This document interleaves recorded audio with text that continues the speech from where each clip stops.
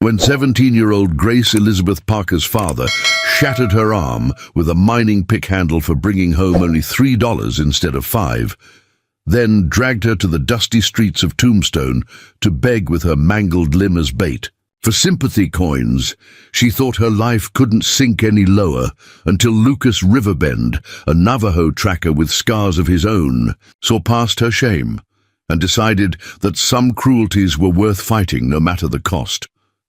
The Arizona Territory sun beat down mercilessly on the wooden boardwalks of Tombstone, turning the air into visible waves of heat that danced above the dusty streets like ghosts of better days. Grace Elizabeth Parker sat crumpled against the weathered post outside Murphy's General Store, her left arm bent at an unnatural angle, the bone having set wrong after her father's latest rage 3 weeks ago.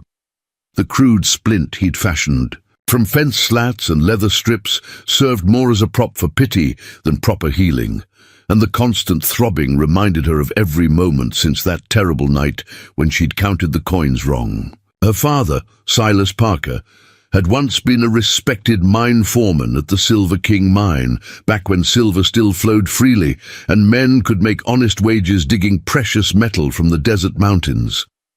But when the veins ran dry and the mine closed, Silas had turned to whiskey and gambling, then to darker means of survival. Now he spent his mornings sleeping off hangovers and his afternoons counting the coins Grace brought home from her forced begging, always finding her efforts lacking, always promising worse consequences if she didn't do better tomorrow.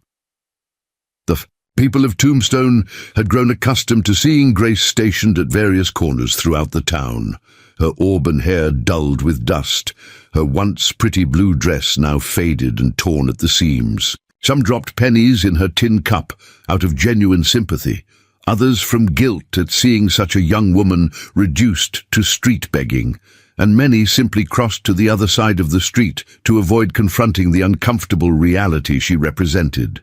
Grace had learned to recognize each type of passerby, adjusting her expression accordingly, knowing that survival depended on reading people's hearts as much as their pockets.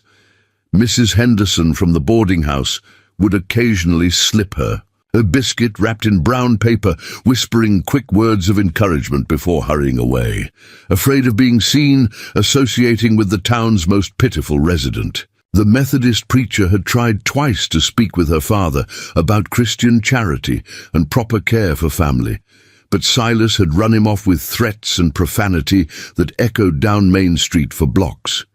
Even the town drunk, Old Pete, would sometimes share his bottle with Grace when the pain in her arm became unbearable, though she'd learned to refuse such offers, knowing they would only lead to more trouble at home. Grace's days followed a predictable pattern of misery that had become as familiar as breathing. She would wake at dawn to her father's curses and demands for breakfast, prepare whatever scraps they had with her good hand while he criticized her slowness, then position herself at whichever street corner he designated for that day. The morning hours were often the most profitable, when shopkeepers and businessmen passed by with loose change and guilty consciences. But the afternoon sun would drain both her energy and the pedestrian traffic, leaving her to count and recount the meager coins that would determine her fate that evening. The physical pain from her poorly healed arm was nothing compared to the deeper ache of watching her dreams crumble like desert dust. Grace had always been quick with letters and numbers, helping other children with their schoolwork when she'd been allowed to attend the one-room schoolhouse on the edge of town.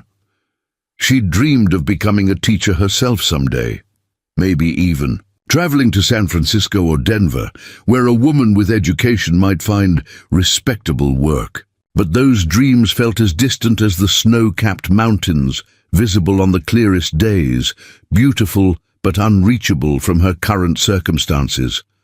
Her father's transformation from disappointed provider to cruel taskmaster had happened gradually, like watching a sunset turn to night.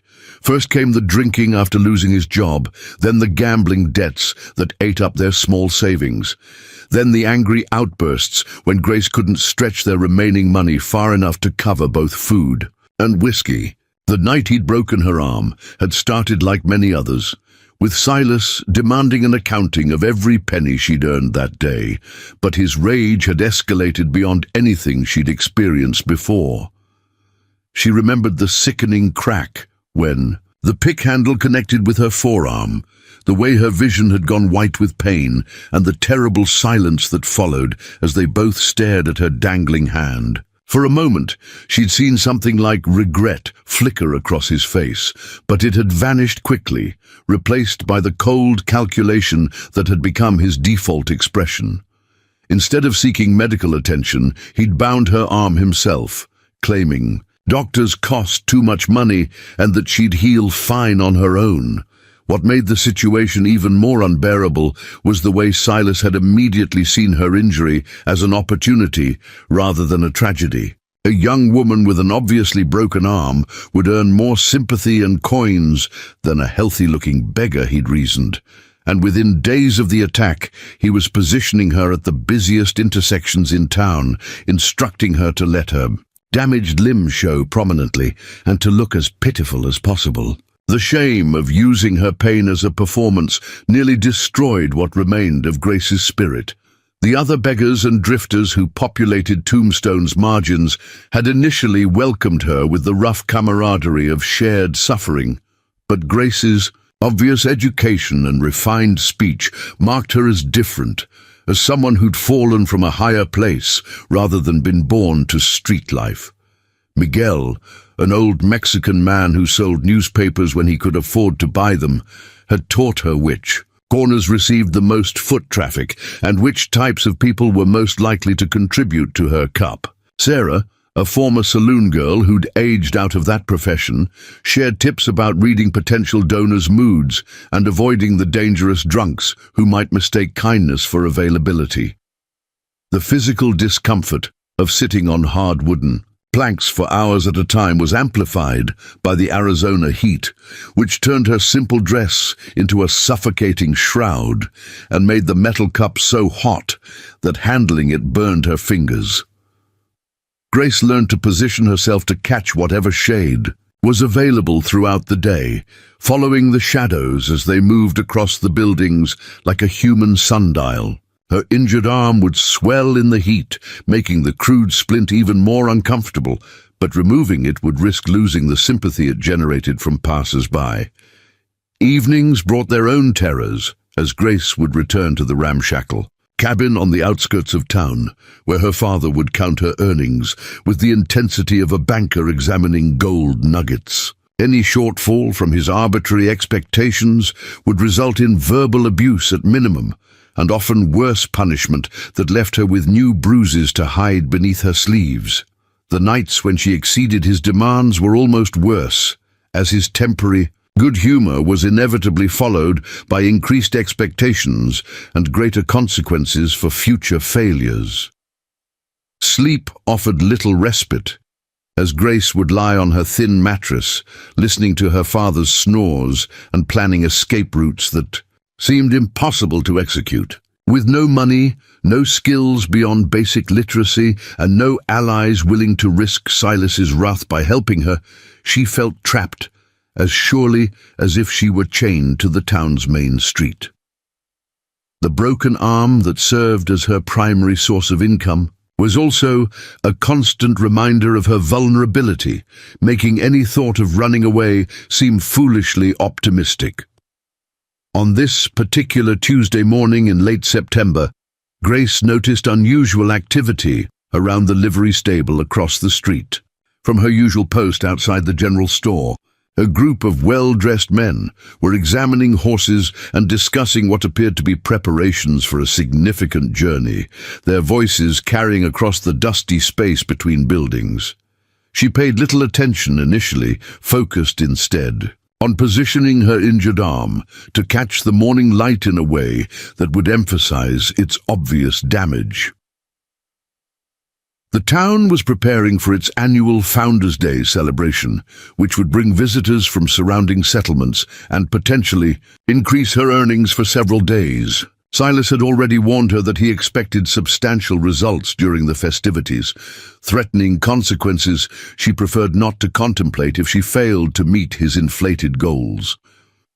The pressure of these expectations sat in her chest, like a physical weight, making each breath feel labored and each interaction with potential donors feel desperately important. As the morning progressed and the sun climbed higher in the cloudless sky, Grace became aware of someone watching her with unusual intensity. Unlike the quick, guilty glances she typically received, this gaze felt steady and thoughtful, as if the observer was seeing something beyond the obvious tableau of a beggar seeking charity. When she finally worked up the courage to look directly at the source of this attention, she saw a tall Native American man standing in the shade of the saddle shop's awning, his dark eyes meeting hers without the discomfort or pity she'd grown accustomed to seeing. The man was dressed in a mixture of traditional and settler clothing, with leather boots and denim pants, but also silver jewelry and a woven shirt that spoke of native craftsmanship. His long black hair was pulled back and secured with what appeared to be a beaded leather tie, and his face bore the kind of weathered dignity that came from years of facing both natural and human challenges. Most striking were his eyes, which held an intelligence and compassion that made Grace feel simultaneously exposed and protected. For several minutes, they maintained this visual connection across the busy street, with Grace feeling something shift inside her chest, a sensation she couldn't identify, but that felt different from the constant anxiety and shame that had become her normal state. The man's expression revealed no judgment or pity, but rather a kind of recognition, as if he understood something about her situation that others had missed. This unexpected moment of human connection was both thrilling and terrifying after weeks of being treated as either invisible or pitiable.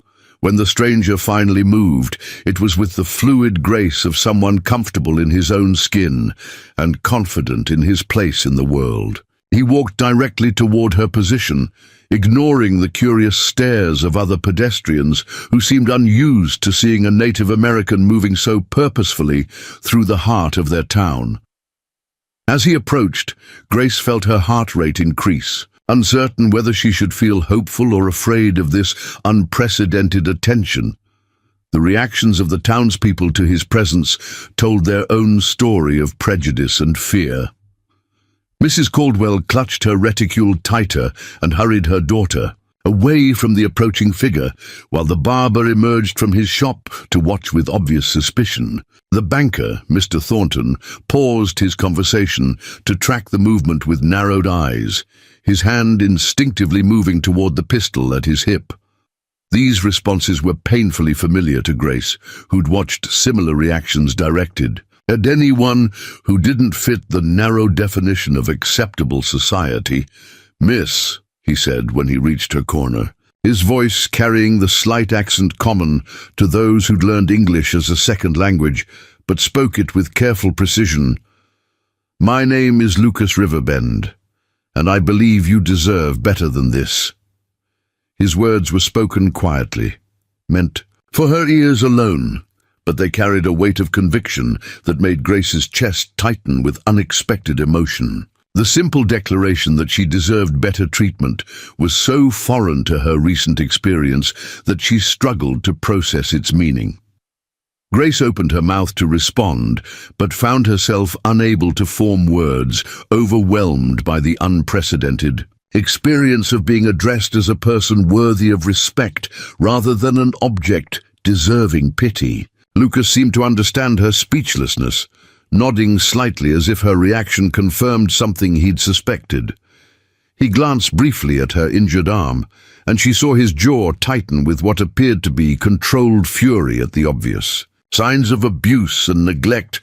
I've been watching this town for 3 days, Lucas continued, his voice remaining low and calm, despite the intensity Grace could see in his dark eyes. And I've seen how you're treated, how you're forced to display. You're paying for coins that barely keep you alive." The accuracy of his observation sent a chill through Grace, as she realized this stranger had seen through the performance her father had trained her to maintain. "You don't know me," Grace finally managed to whisper, her voice hoarse from disuse and emotion. "And you don't know what my father is capable of if he thinks someone's interfering." The warning came out despite her desperate desire for help, a testament to how thoroughly Silas had trained her to protect his interests, even at the expense of her own well-being. Lucas reached into his shirt pocket, withdrawing a small leather pouch that clinked softly with the sound of coins. "I'm going to give you money," he said clearly, "but I'm also going to give you something more valuable, if you're willing to accept it." He poured several coins into her cup with deliberate ceremony, creating the appearance of a normal, charitable transaction, while speaking words that carried far greater significance.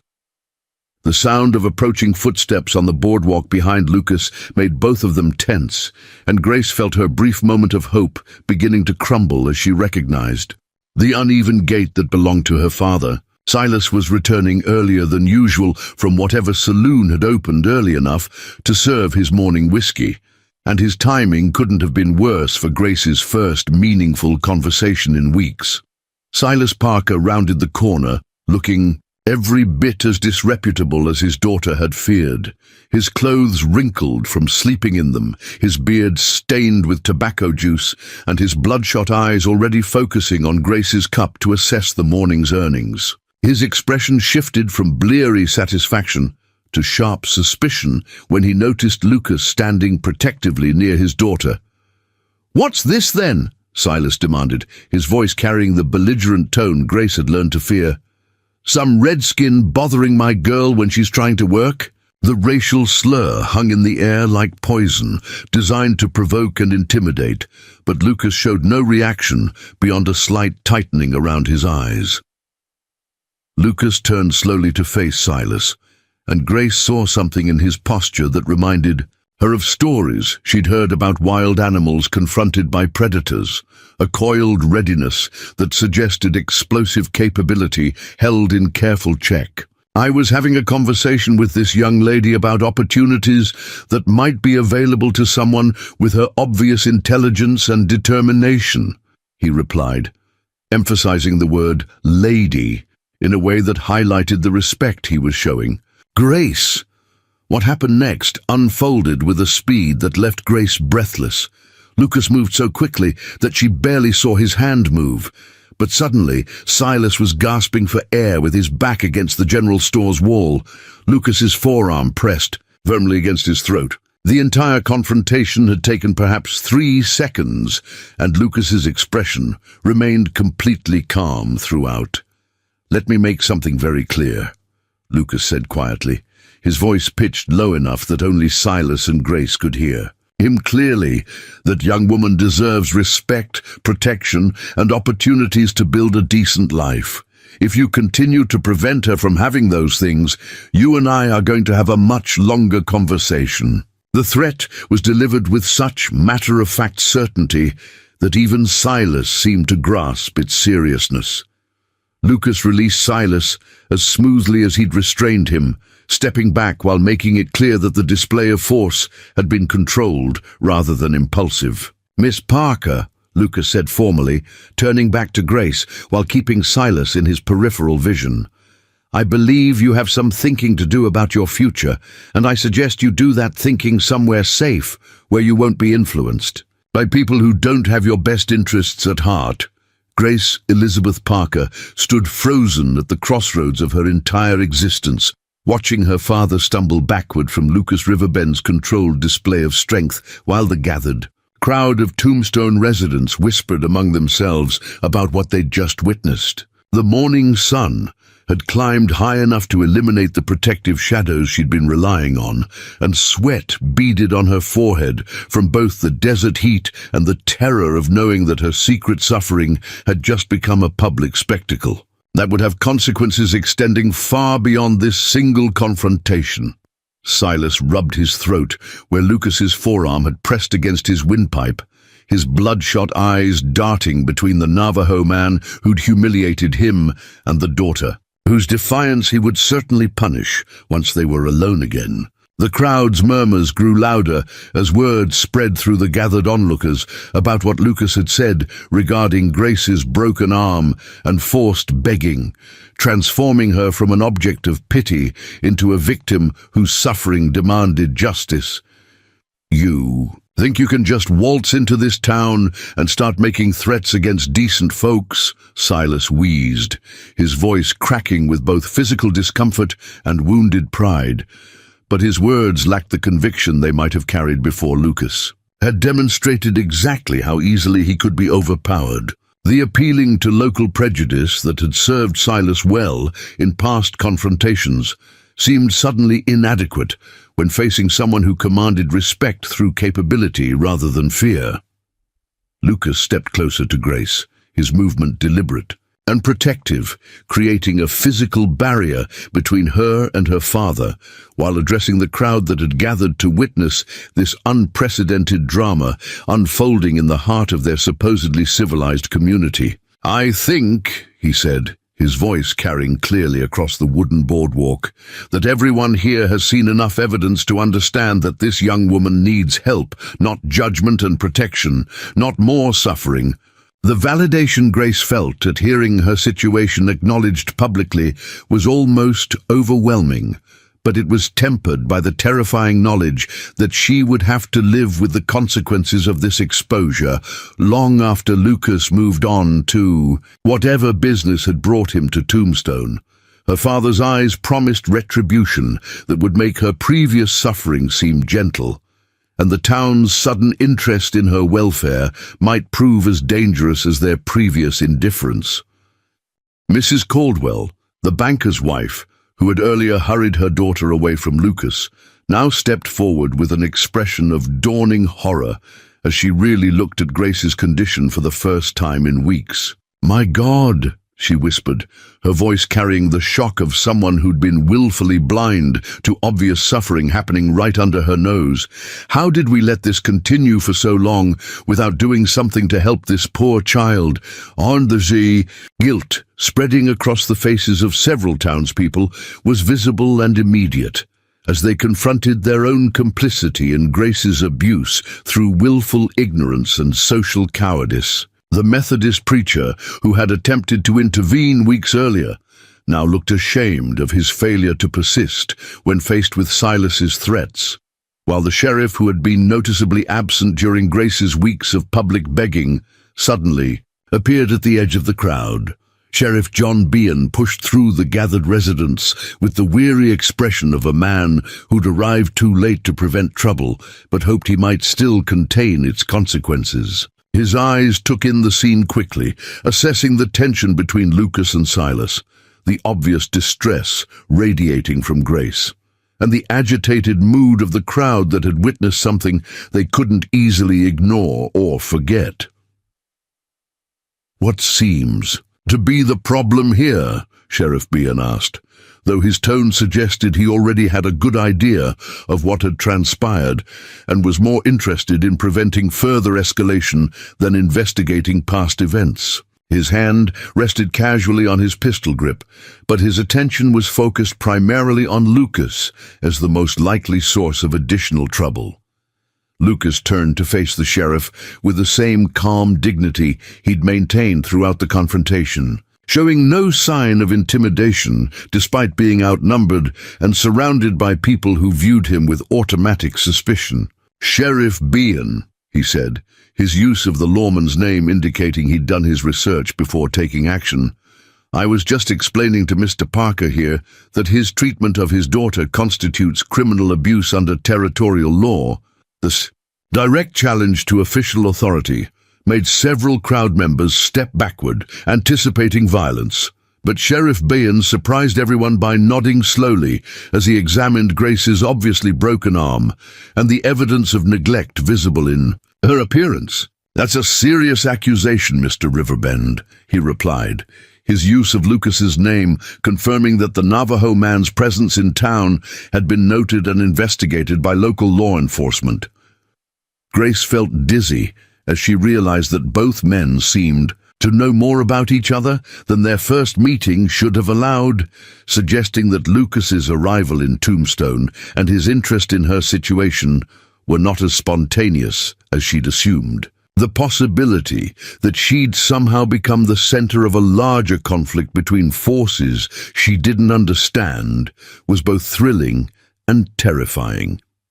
"It's not just an accusation," Lucas replied, gesturing toward Grace without taking his eyes off. "The sheriff, it's a documented fact witnessed by everyone in this town who chose to look the other way, while a young woman was forced to beg with an untreated broken bone because her father saw more profit in her pain than in her healing." The indictment of community complicity hit the gathered crowd like a physical blow.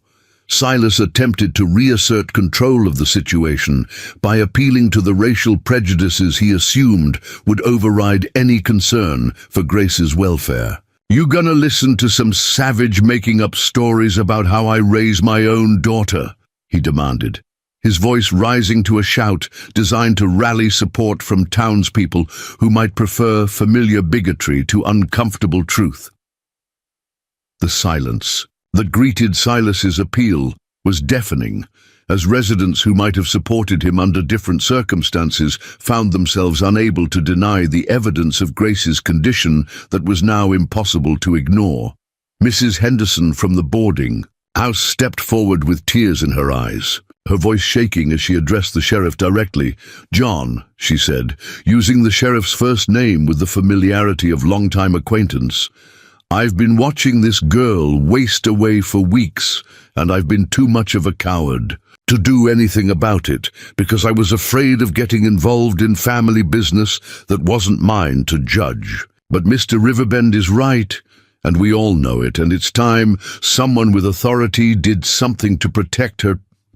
The public admission of complicity and demand for action created a momentum that even Sheriff Bean couldn't ignore, despite his obvious reluctance to arrest a white man based on the testimony of a Native American in a territory where such distinctions still carried legal weight. His examination of Grace became more thorough as he noted details that painted an undeniable picture of systematic abuse and neglect. "Miss Parker," Sheriff Behan said gently, his voice taking on the careful tone reserved for dealing with trauma victims, "I need you to tell me truthfully how you came by that injury to your arm and whether you've been receiving proper medical care for it." The direct question put Grace in an impossible position, forcing her to choose between protecting her father and protecting herself. Grace looked from the sheriff to Lucas to her father, understanding that her next words would determine not just her own future, but possibly the fate of the only family she had left, regardless of how terribly he'd treated her. The weight of the decision was crushing, but the pain in her arm and the memory of weeks spent begging on dusty streets gave her the strength to speak truth that could not be unsaid. "My father broke my arm with a mining tool when I didn't bring home enough money from begging 3 weeks ago," Grace said, her voice gaining strength as she continued, "and he wouldn't let me see a doctor because he said it would cost too much. And then he made me keep begging with it broken because he said people would give me more money if they felt sorry for me." The confession felt like jumping off a cliff with no certainty of landing safely. The crowd's reaction was immediate and visceral, with several women gasping audibly and men muttering curses under their breath as they fully grasped the depth of cruelty they'd been witnessing without intervention. Silas's face went pale as he realized that his daughter's public testimony had just provided Sheriff Bean with grounds for arrest that no amount of racial prejudice could override. "Now wait just a minute," Silas stammered, his bravado crumbling. As the legal implications of Grace's statement became clear, she's just confused and scared, and this redskin has been filling her head with lies about her own father, who's done nothing but try to provide for her after losing his job through no fault of his own. The desperate attempt to discredit both Grace and Lucas fell flat in the face of obvious physical evidence. Lucas stepped forward again, his movement causing Silas to flinch backward in anticipation of another physical confrontation, but instead of violence, the Navajo man addressed Sheriff Bain with the measured tone of someone presenting legal arguments. "Sheriff, territorial law is clear about the criminal nature of child abuse, and the evidence speaks for itself. But more importantly, this young woman needs immediate medical attention for an injury that's been deliberately left untreated for weeks." The mention of immediate medical needs created a sense of urgency that overcame the crowd's shock and moved them toward action, with Mrs. Caldwell stepping forward to offer escort to the town's doctor, while other residents began discussing arrangements for Grace's immediate care and protection. The shift from passive observation to active assistance happened so quickly that Grace felt overwhelmed by the sudden attention. Before we jump back in, tell us where you're tuning in from, and if this story touches you, make sure you're subscribed, because tomorrow I've saved something extra special for you.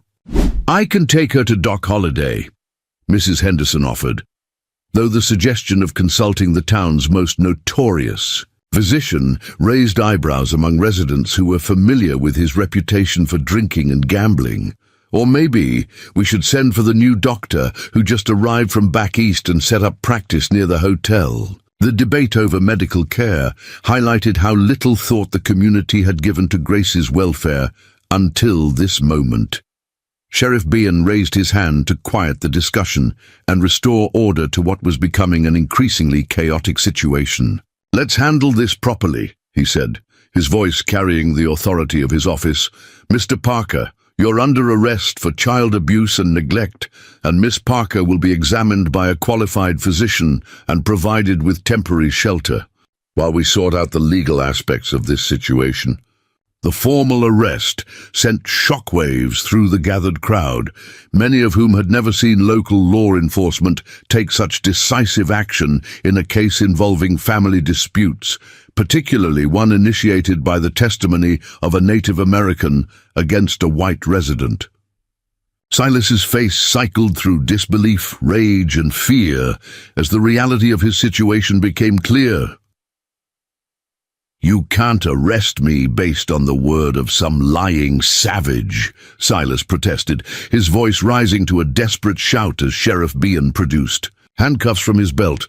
"I've got rights as a citizen of this territory, and I won't be railroaded by a bunch of bleeding hearts who don't understand the first thing about raising children in hard times."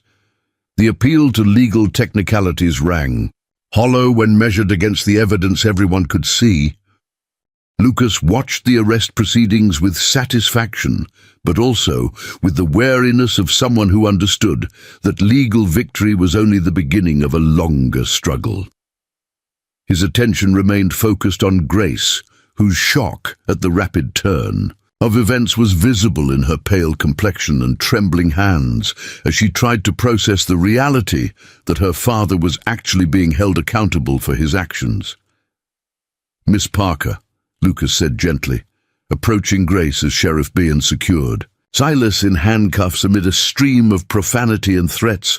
"You're going to need more than just medical attention and temporary shelter. You're going to need someone to help you navigate the legal proceedings and plan for a future that doesn't depend on anyone who's hurt you." The offer of continued assistance carried implications that Grace was only beginning to understand. The crowd began to disperse as the immediate drama concluded, but not before several residents approached Grace with offers of help that ranged from temporary lodging to employment opportunities that would allow her to support herself independently. The sudden transformation from community pariah to object of protective concern was dizzying in its speed and scope. Dr. Matthew Richardson, the newly arrived physician Mrs. Henderson had mentioned, appeared at the edge of the remaining crowd, with his medical bag in hand and a professional demeanor that contrasted sharply with Doc Holliday's notorious reputation. "I understand there's a young lady here who needs medical attention for an untreated fracture," he announced, his Eastern accent marking him as a newcomer to territorial life. Grace looked at Lucas with an expression that mixed gratitude with uncertainty about what accepting his continued help might mean for her future independence. "I don't know how to repay you for what you've done," she said quietly, her voice still shaky from the emotional intensity of the past hour, "or even how to begin making decisions for myself after so long having them made for me by someone else."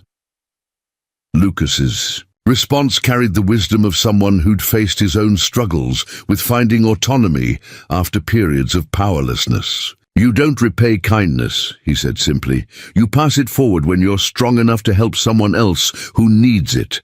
And as for making decisions, you start with small ones and work your way up to the big ones, just like learning to walk." Again after an injury, as Grace allowed Dr. Richardson to examine her arm, while Sheriff Bean led her father toward the jail, she realized that Lucas Riverbend had given her something far more valuable than rescue from her immediate situation. He'd given her the chance to discover who she might become when freed from the fear that had shaped every choice she'd made for months. The sun was approaching its zenith as the drama of the morning began to settle into the reality of changed circumstances that would require careful navigation and difficult decisions about Grace's future in a community that had suddenly awakened to its responsibility for her welfare. The hardest parts of her journey toward independence were still ahead, but for the first time in months she faced them with hope rather than despair.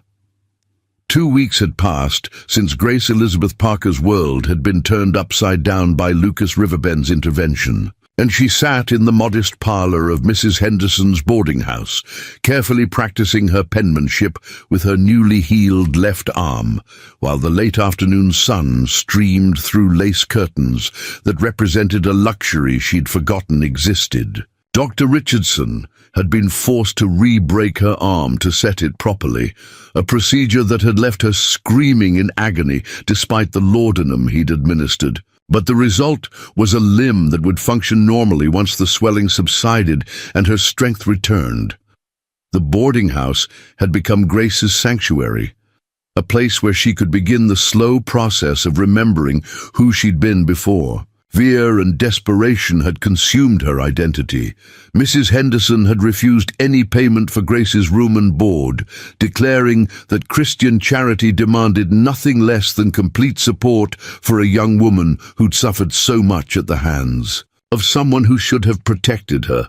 The other residents had welcomed Grace with a mixture of sympathy and curiosity that felt overwhelming after months of being treated as invisible. Lucas visited every day, usually in the early morning before the town became fully active, bringing news of the legal proceedings against her father and updates on the various opportunities that were developing for Grace's future employment and independence. His presence had become the anchor point of her daily routine, a source of stability and guidance as she navigated the complex process of rebuilding a life that had been shattered by abuse and neglect. The transformation in Grace's appearance over the past fortnight had been remarkable, according to the women who had taken charge of her care and rehabilitation. Proper food, adequate rest, and freedom from constant fear had restored color to her complexion and brought life back to her eyes, while new clothing donated by sympathetic townspeople had replaced the ragged dress that had become her uniform during the darkest period of her life. Most importantly, her voice had grown stronger and more confident as she began to trust that expressing her thoughts and feelings would not result in punishment. This particular afternoon brought an unusual visitor to Mrs. Henderson's establishment. As Martha Clanton, wife of the territory's most prominent rancher, arrived in her finest carriage with an offer that could determine the entire course of Grace's future. Martha had built a reputation throughout Arizona Territory for her progressive views on women's education and her successful efforts to establish schools and libraries in frontier communities where such amenities were considered unnecessary luxuries. "Miss Parker," Martha said, settling into the boarding house's best chair with the confident bearing of someone accustomed to command and respect. "I've been following your situation with great interest, and I believe I have a proposition that might appeal to a young woman with your obvious intelligence and unfortunate experience with the darker aspects of frontier life." Her words carried the authority of someone who was accustomed to having her suggestions taken seriously. Grace felt her pulse quicken as she recognized that whatever Martha Clanton was about to propose would likely represent a major turning point in her efforts to establish independence and purpose in her new life. The woman's reputation for supporting educational causes suggested possibilities that Grace had barely dared to hope for during her darkest moments of despair. "I understand from Dr. Richardson that you possess excellent reading and writing skills, as well as arithmetic abilities that surpass those of many men in this territory," Martha continued, her sharp eyes assessing Grace's reaction to the compliments. "And Lucas Riverbend has spoken very highly of your courage and determination in the face of circumstances that would have broken weaker individuals." The mention of Lucas's endorsement carried special weight, given his growing reputation as a man whose judgment could be trusted. The opportunity Martha outlined was both exciting and intimidating in its scope and potential for changing Grace's entire future trajectory. The territorial government was establishing a new school in the mining town of Bisbee, some 20 miles south of Tombstone, and they needed a teacher who could handle students ranging from young children learning basic letters to adult miners seeking to improve their literacy skills for better employment opportunities. The position would provide you with a modest but adequate salary, quarters above the schoolhouse, and most importantly, complete independence from anyone who might seek to control or exploit you, Martha explained, her tone carrying the conviction of someone who understood exactly how precious such freedom could be for a young woman in Grace's circumstances. "However, I must be honest about the challenges you would face." The challenges Martha described were significant and would require Grace to draw upon reserves of strength and determination she wasn't certain she possessed. Bisbee was a rough, mining town where educated women were rare and often viewed with suspicion by men who saw female intelligence as a threat to the natural order they preferred to maintain. Additionally, the job would require Grace to stand before groups of people and command respect through knowledge and authority rather than sympathy. Furthermore, Martha continued, her expression growing more serious, there are elements in this territory who would not hesitate to use your background against you if they felt it served their purposes. Your father's arrest has created enemies who blame Lucas Riverbend for interfering in what they consider private family matters, and by extension, they hold you responsible for allowing an outsider to challenge established social hierarchies. The political implications of accepting the teaching position were complex and potentially dangerous, as Grace would become a visible symbol of the changing attitudes toward women's rights and Native American influence in territorial affairs. Her success or failure would be scrutinized by those who opposed such changes, making her performance a matter of broader social significance beyond her personal circumstances. Lucas arrived at the boarding house just as Martha was concluding her explanation of the teaching opportunity, and Grace could see immediately that he'd been informed about the visit and its purpose. His expression mixed pride in Grace's potential advancement with concern about the risks she would face as a young woman pioneering in a hostile environment. "Mrs. Clanton has been generous in her offer," Lucas said, settling into a chair near Grace with the easy familiarity that had developed between them over the past 2 weeks. "But she's also been honest about the challenges you'd face, and those challenges are real and potentially serious." His tone carried the protective instincts that had led him to intervene in her situation originally. Grace found herself torn between gratitude for the concern both Martha and Lucas showed for her welfare and frustration at having her capabilities questioned before she'd even had the opportunity to demonstrate them. The months of being treated as helpless and worthless had created a deep hunger for the chance to prove her worth through achievement rather than survival. "I appreciate everyone's concern for my safety and success," Grace said, her voice carrying a strength that surprised even her. "But I've already survived things that would have destroyed the sheltered life I thought I wanted. And I've learned that hiding from challenges doesn't make them disappear." The declaration felt like stepping off a cliff, but also like finally standing on solid ground. Martha smiled with approval at Grace's response, recognizing the spirit that had attracted her attention initially. "Excellent attitude, my dear, and exactly what you'll need to succeed in Bisbee. However, you won't be facing those challenges entirely alone. I've arranged for you to have allies and support systems that will help you navigate the more difficult aspects of your new position." The support system Martha had established included correspondence with other teachers throughout the territory who faced similar challenges, regular visits from educational supervisors who could provide guidance and intervention when necessary, and most importantly, a network of progressive-minded citizens in Bisbee who were committed to the success of public education. Lucas leaned forward in his chair, his expression growing more serious as he addressed both women.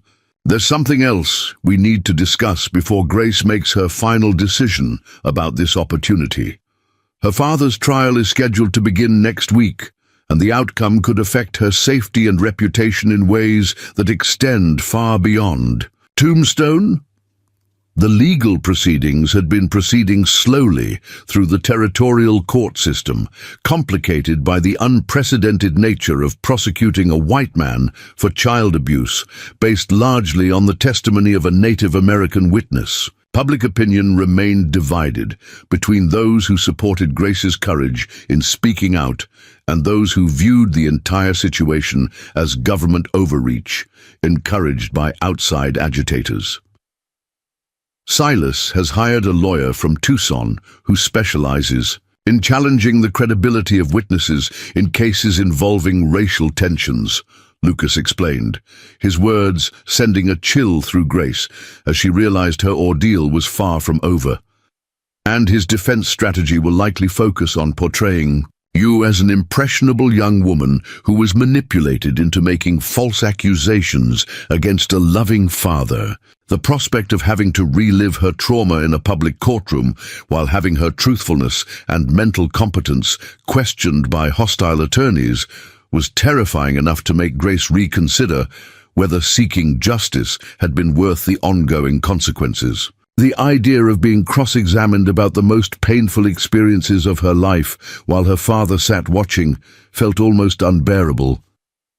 Martha reached across the small parlor to grasp Grace's uninjured hand, her touch conveying both sympathy and determination. "My dear, if you're going to build a life based on truth and integrity, sometimes you have to fight for the right to do so. Running away to Bisbee before the trial would only give your father's supporters the ammunition they need to claim you were lying all along." The wisdom in Martha's words was undeniable, but it required Grace to find reserves of courage she wasn't certain she possessed, particularly when facing the prospect of public humiliation and potential legal consequences if the jury decided to believe her father's version of events rather than her own testimony. Lucas stood and walked to the window, gazing out at the dusty street where Grace had spent so many hopeless hours begging for coins that barely kept her alive. "There's another consideration we haven't discussed yet," he said without turning around, "and that's what happens to other young women in similar situations if we allow your father to escape consequences for what he did to you."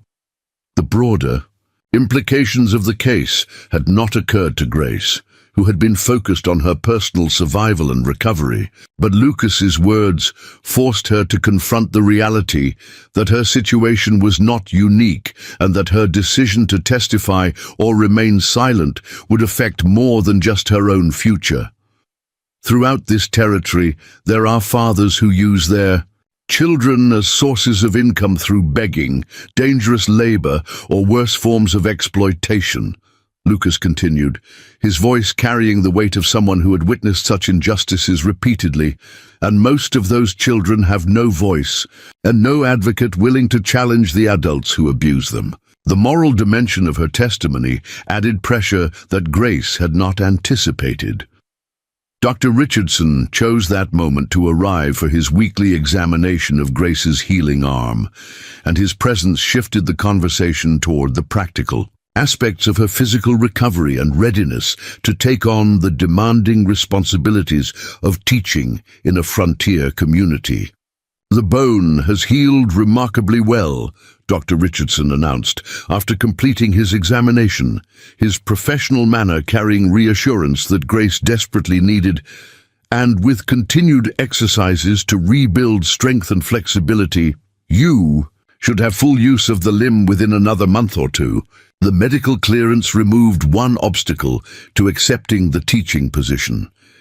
As the afternoon shadows lengthened across Mrs. Henderson's parlor, Grace found herself facing a decision that would determine not only her own future, but potentially influence the broader struggle for women's rights and protection of vulnerable children throughout Arizona Territory. The weight of such responsibility felt overwhelming for someone who had been powerless just weeks earlier. "I need time to think about everything we've discussed," Grace said finally, her voice carrying the measured tone of someone learning to make important decisions deliberately rather than reactively. "But I want everyone to know how grateful I am for the opportunities and support you've offered." The request for time felt reasonable given the magnitude of the choices before her. Martha gathered her belongings with the efficient movements of someone accustomed to managing multiple important projects simultaneously. "Of course, my dear, but don't take too long to decide about the teaching position. The school board needs to make arrangements for the fall term, and there are other candidates being considered if you choose not to accept." The gentle pressure was delivered with kindness, but carried the unmistakable message that opportunities in frontier territories were rare and should not be taken for granted. After Martha's departure, Lucas remained in the parlor with Grace, and the comfortable silence that settled between them spoke of the deep trust and understanding that had developed during her recovery period. His presence had become essential to her sense of security and progress toward independence. "Whatever you decide about the teaching position and the trial testimony," Lucas said quietly, his voice carrying a promise that Grace had learned to trust completely. "You won't face those challenges alone. That's not how this works, and it's not how it's going to work going forward." The commitment felt like the first truly reliable promise anyone had made to Grace in years. The Cochise County Courthouse stood like a monument to frontier justice. In the center of Tombstone, its adobe walls and red tile roof speaking of Spanish colonial influence, while its American flag proclaimed the territorial government's authority over all who sought legal remedy within its chambers. Grace Elizabeth Parker climbed the stone steps with Lucas Riverbend at her side, her heart pounding with a mixture of determination and terror as she prepared to face her father in open court for the first time since his arrest 3 weeks earlier. The courtroom was packed beyond capacity, with residents who had come to witness what many considered the most significant legal proceeding in the territory's recent history, not just for its examination of child abuse, but for its broader implications regarding the testimony of Native Americans in cases involving white defendants. Grace could feel the weight of dozens of stares as she made her way to the witness section, some carrying sympathy and support, while others held skepticism and outright hostility. Judge Samuel Morrison presided over the proceedings with the grave dignity befitting someone who understood that his decisions would establish precedents affecting the rights and protections of vulnerable citizens throughout Arizona territory.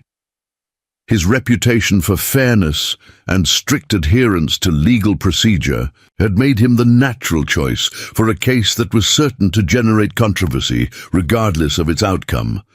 Silas Parker sat at the defendant's table beside his attorney, Harold Wickham, a sharp-featured man from Tucson whose expensive suit and polished boots marked him as someone who specialized in defending clients with more money than innocence. Silas had lost considerable weight during his imprisonment, and his normally ruddy complexion had taken on the pale, unhealthy cast of someone deprived of regular access to whiskey. The prosecution was handled by Territorial Attorney General Marcus Webb, a methodical lawyer who had built his career on cases involving the protection of women and children from domestic violence. His opening statement painted Grace's situation in stark terms that left little room for misinterpretation or excuse, methodically detailing the evidence of systematic abuse and neglect that had culminated in her father's violent assault. "Ladies and gentlemen of the jury," Webb began, his voice carrying across the packed courtroom with the authority of absolute conviction. "You will hear testimony about a father who broke his own daughter's arm with a mining tool because she failed to bring home enough money from forced begging, then denied her medical treatment so he could use her untreated injury to generate sympathy from charitable strangers." The stark summary of the charges sent visible shockwaves through the assembled crowd. Defense attorney Wickham countered with an opening statement that portrayed Silas as a desperate man, driven to unfortunate extremes by economic circumstances beyond his control, while suggesting that Grace's testimony had been influenced by outside agitators who sought to use her situation for their own political purposes. His words carried the subtle racism and gender bias that still influenced many territorial legal proceedings. "My client stands accused based primarily on the word of a confused young woman who has been manipulated by individuals with their own agenda for undermining the natural order of family authority," Wickham argued, his tone suggesting that the real criminals were those who had encouraged Grace to speak out against her father. "We will demonstrate that Silas Parker, while perhaps guilty of poor judgment during a period of extreme financial hardship, is not the monster the prosecution would have you believe." The first day of testimony focused on establishing the facts of Grace's condition when Lucas had first encountered her, with Dr. Richardson providing detailed medical evidence about the severity of her improperly healed fracture and the signs of prolonged malnutrition and neglect he had documented during her initial examination. His professional testimony was devastating in its clinical precision. The injury to Miss Parker's left arm was consistent with a severe blow from a heavy, blunt instrument, Dr. Richardson explained to the jury, his words carrying the weight of medical expertise, and the manner in which it had been allowed to heal suggested deliberate denial of proper medical care. Furthermore, her overall physical condition indicated months of inadequate nutrition and chronic stress.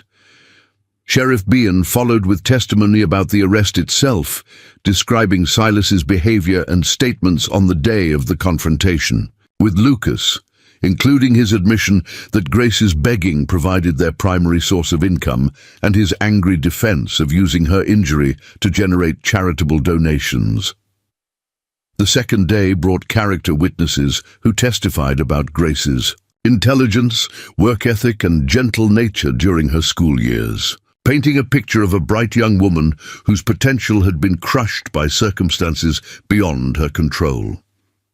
Mrs. Henderson spoke movingly about Grace's recovery progress and her obvious relief at being freed from her father's control.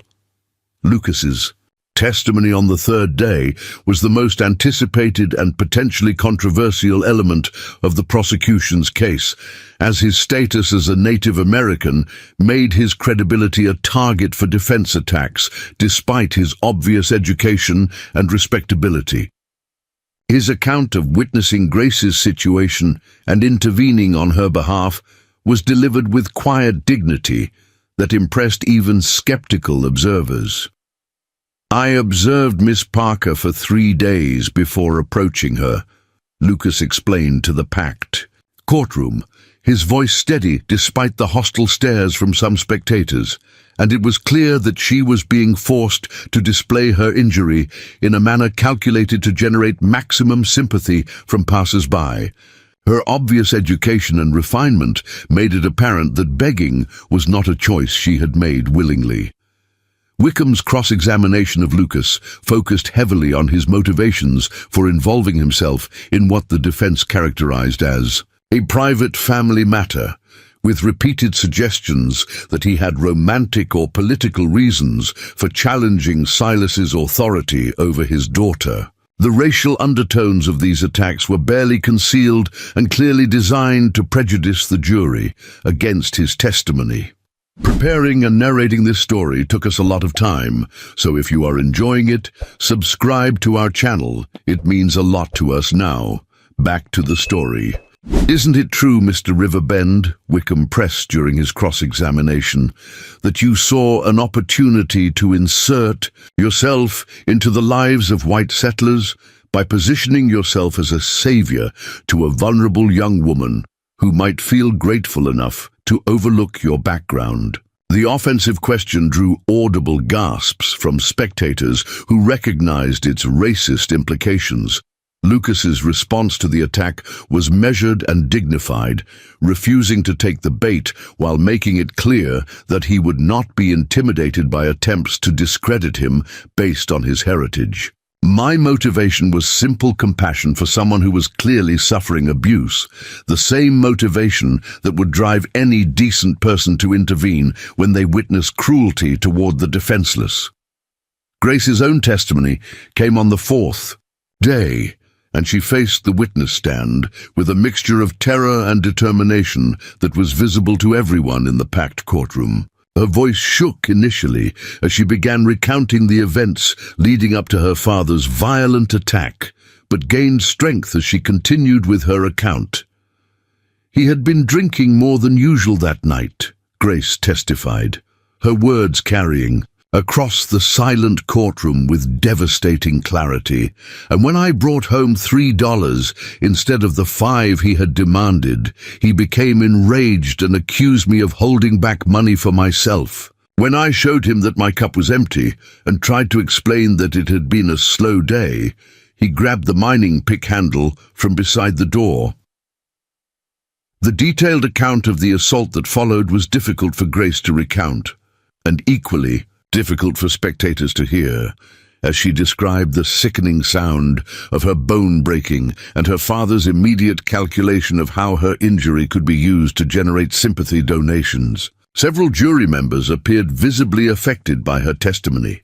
Wickham's cross-examination of Grace was brutal in its attempts to portray her as either a willing accomplice to deception or a confused victim of manipulation by Lucas and other outside influences. His questions were designed to humiliate and break down her credibility while avoiding direct accusations that might generate sympathy for her situation.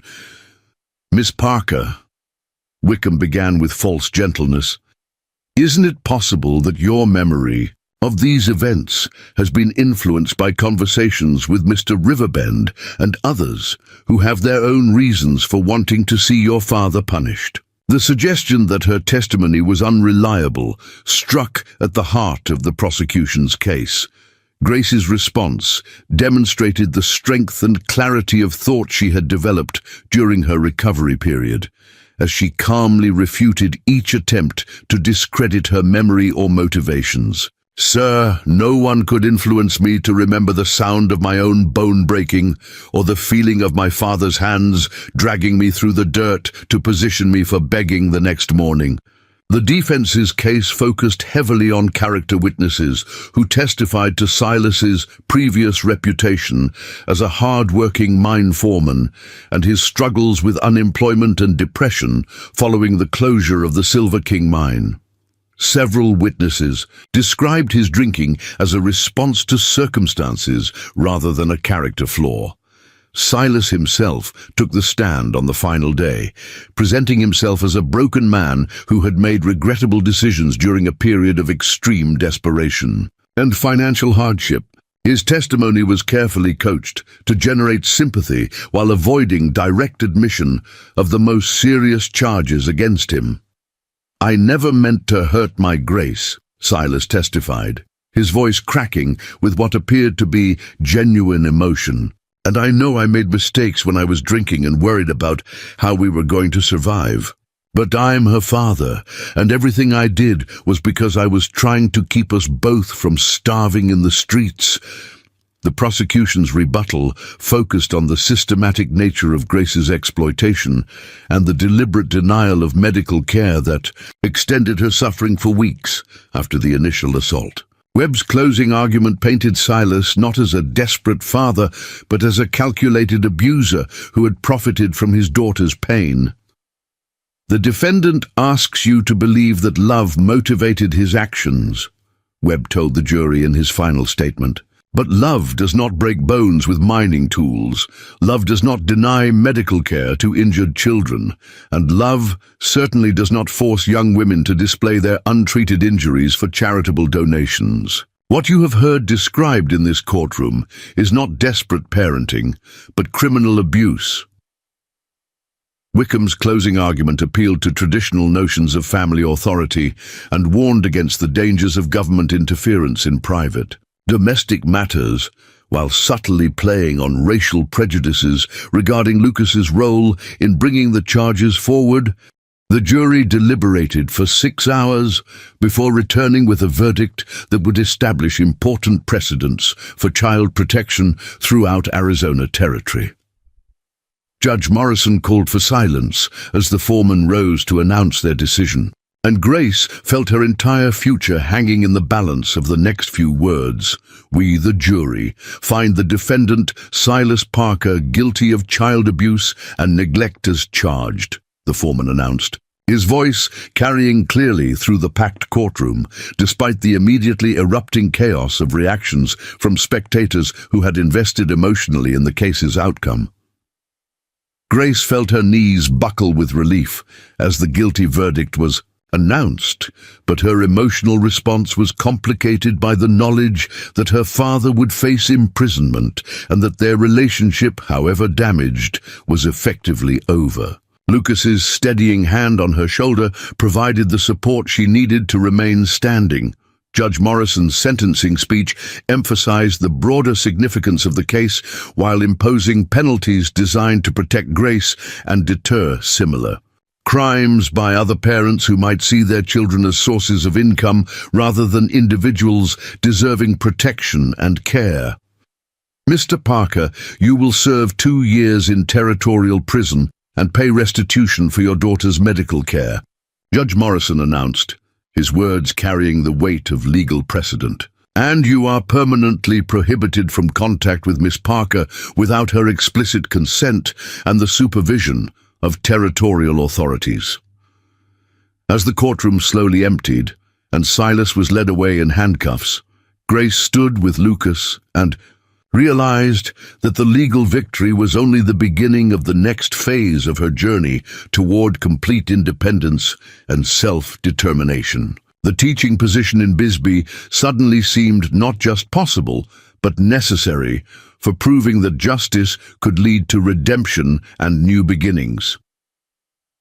3 months after her father's conviction, Grace Elizabeth Parker stood before her first classroom in Bisbee, Arizona Territory, watching 23 faces ranging from 6-year-old mining children to grizzled prospectors in their 50s, all united by their hunger for the education she had come to provide. The one-room schoolhouse perched on a hillside overlooking the Mule Mountains was rough-hewn and practical, with wooden benches arranged in neat rows and a blackboard that had seen better days. But to Grace, it represented everything she had fought to achieve. The morning air carried the sounds of the Copper Queen Mines operations, where hundreds of men descended daily into the earth to extract the red metal that had transformed Bisbee from a sleepy frontier settlement into one of the territory's most prosperous communities. Grace had arrived in town just as the autumn term began, her teaching supplies and personal belongings fitting into two modest trunks that represented her entire worldly possessions. Her quarters above the schoolhouse were spartanly furnished, but comfortable, with a small bedroom, a sitting area where she could prepare lessons and grade assignments, and a kitchen barely large enough to accommodate one person's simple meals. The independence these modest accommodations represented felt more luxurious to Grace than the finest hotel suite might have seemed to someone who had never known the terror of being completely dependent on another person's whims. Lucas had accompanied her on the journey from Tombstone to Bisbee, helping her transport her belongings and ensuring that the arrangements Martha Clanton had made were satisfactory for Grace's safety and success. His presence during those first difficult days of adjustment had provided the emotional anchor she needed while establishing herself in a community that viewed newcomers with typical frontier suspicion. The challenges of teaching such a diverse group of students were unlike anything Grace had experienced during her own limited formal education, requiring her to develop lessons that could simultaneously engage children learning basic alphabet recognition and adults seeking to improve their literacy enough to qualify for supervisory positions in the mines. Her evenings were consumed with creating different versions of the same material, tailored to various skill levels and learning capabilities. Mrs. Eleanor Whitman, the wife of Bisbee's bank president and leader of the local Women's Improvement Society, had become Grace's primary ally and advisor in navigating the complex social dynamics of a mining community where education was valued but also viewed with suspicion by those who feared that learning might give workers ideas above their station. The key to success here, Mrs. Whitman had explained during Grace's first week, is demonstrating that education serves practical purposes rather than encouraging people to abandon their current circumstances. The mine owners support the school because literate workers are more efficient and less likely to be injured through misunderstanding safety procedures. Grace's students presented a fascinating cross-section of frontier society, from the Martinez, children whose parents had immigrated from Sonora seeking mining work, to elderly prospectors like Thomas McKenna, who had decided that learning to read contracts might prevent future swindling by unscrupulous business partners. Each student brought their own motivations and challenges to the classroom.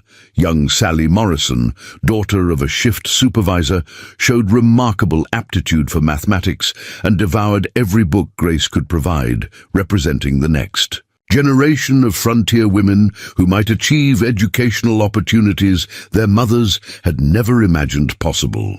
Her enthusiasm for learning reminded Grace of her own childhood dreams and reinforced her commitment to providing quality education regardless of her students' backgrounds. The adult miners who attended evening classes after completing their shifts presented different challenges, as their hands were often too stiff and sore from physical labor to manage delicate penmanship exercises, and their exhaustion made concentration difficult during lessons that began after 10-hour workdays. Underground, Grace learned to adapt her teaching methods to accommodate their physical limitations while maintaining academic standards. Pedro Gonzalez, a shift foreman who spoke 3 languages but could read none of them fluently, became one of Grace's most dedicated students and eventually her assistant in managing the diverse needs of the classroom population. His natural leadership abilities and multilingual skills made him invaluable in helping other students overcome language barriers that might otherwise have prevented their educational progress. The autumn months brought their own rhythm too. Grace's new life, with early morning preparation sessions before the children arrived, full days of instruction that tested her energy and creativity, and evenings devoted to grading assignments and planning lessons for the following day. The exhaustion was different from the bone-deep weariness she had experienced during her months of forced begging, because it came from purposeful work that contributed to her community's betterment. Lucas continued to visit Bisbee regularly, ostensibly to conduct business with various mining operations, but clearly also to check on Grace's adjustment to her new responsibilities and ensure that she was receiving the support and respect she deserved from local residents. His presence in town had initially generated some suspicion among locals, who were unaccustomed to seeing Native Americans in professional contexts. The relationship between Grace and Lucas had evolved during the months since her father's trial, growing beyond the protector and protected dynamic that had characterized their initial interactions into something more complex and mutually supportive. Grace had begun to understand that Lucas's commitment to her welfare was part of a broader mission to challenge injustice and protect vulnerable individuals throughout the territory. "You've become more than just a survivor," Lucas observed. During one of his visits, as they walked together through Bisbee's bustling main street, where miners, merchants, and families created the constant activity of a prosperous frontier community, "You've become someone who helps others find their own strength and capability." His words carried the pride of someone who had witnessed remarkable personal transformation.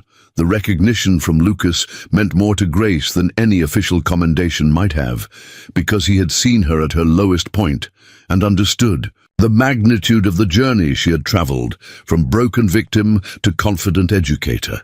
His validation of her growth carried special weight because it came from someone whose judgment she had learned to trust completely. Winter brought new challenges to the schoolhouse, as the high altitude and mountain location made heating the building a constant struggle that required careful management of the wood-burning stove to maintain comfortable temperatures for learning. Grace learned to arrive early each morning to start the fire and prepare the classroom for students who might otherwise face the choice between education and physical comfort.